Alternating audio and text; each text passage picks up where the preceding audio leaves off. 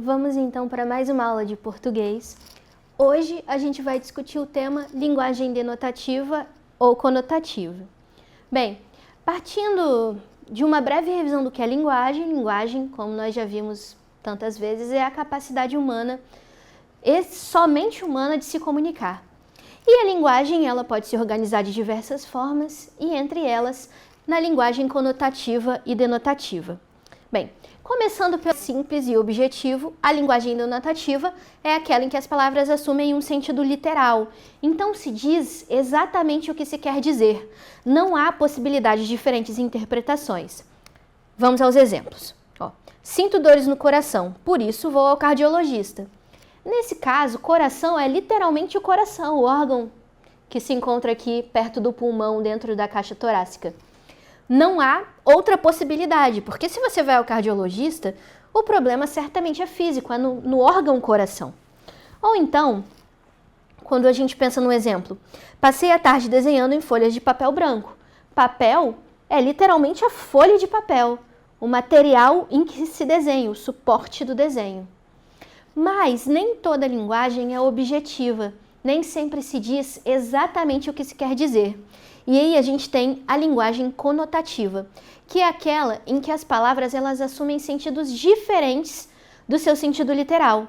E aí, para a gente entender o que se quer dizer, é preciso analisar a partir do contexto. Exemplos correlatos. Meu coração está quebrado.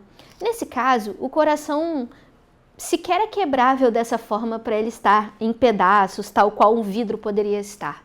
Aqui a gente tem a ideia de que o coração sofreu com alguma coisa, está triste, viu uma cena triste, ou a pessoa que é a dona desse coração foi traída. Não é o coração de forma literal.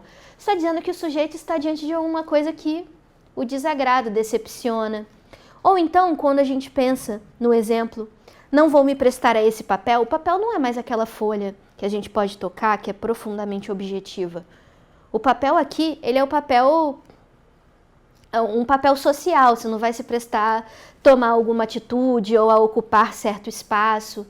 E aí, nesse caso, já se assume um sentido que não é literalmente o papel. E aí, a gente divide, então, a linguagem em sentidos denotativos e conotativos. É interessante a gente observar que no âmbito da literatura, é claro que há uma preferência pela conotação, mas quase sempre a gente também pode analisar as coisas de uma forma denotativa, e esses sentidos se somam, e é por isso que a literatura é tão rica, porque ela consegue acumular os sentidos. Aqui não.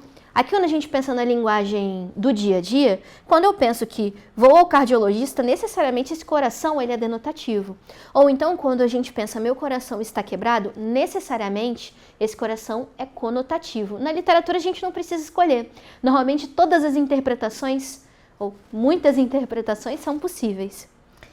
Bem, para a gente finalizar a discussão, há sentidos conotativos que são partilhados socialmente, como essa questão do papel. Muito provavelmente esse papel veio do papel do teatro, em que um ator interpreta um personagem, um papel que vem dos papéis que ele recebe para decorar as falas. Olha como os sentidos vão se deslocando. E socialmente todos nós sabemos que se prestar a esse papel não é necessariamente de papel denotativo, de papel objetivo, literal. Mas há sentidos que são também construídos de forma individual. Quando a gente pensa, por exemplo, soltar os cachorros, a gente sabe que isso é socialmente partilhado. Soltar os cachorros é agir com agressividade, passar por cima, brigar, lutar pelo que se acredita, você tomar uma atitude drástica. Mas a gente pode pensar que no dia a dia a gente tem vários exemplos que são construídos de forma individual. Quando a gente pensa, por exemplo, nos apelidos. De forma geral, os apelidos que a gente atribui às pessoas, eles só servem para aquele contexto. Aquela pessoa não vai mais ser reconhecida por aquele apelido fora daquele contexto específico. Diferente de quando a gente pensa em sentidos socialmente partilhados, em que eles servem para quase todos os contextos. A ideia, por exemplo, de que o coração representa o amor é um sentido socialmente partilhado, em que o coração assume conotativamente a imagem do amor. E isso serve para quase todos os contextos, para quase todas as sociedades, porque é socialmente partilhado. Mas muitas coisas a gente constrói de forma individual. Então, encerramos por hoje.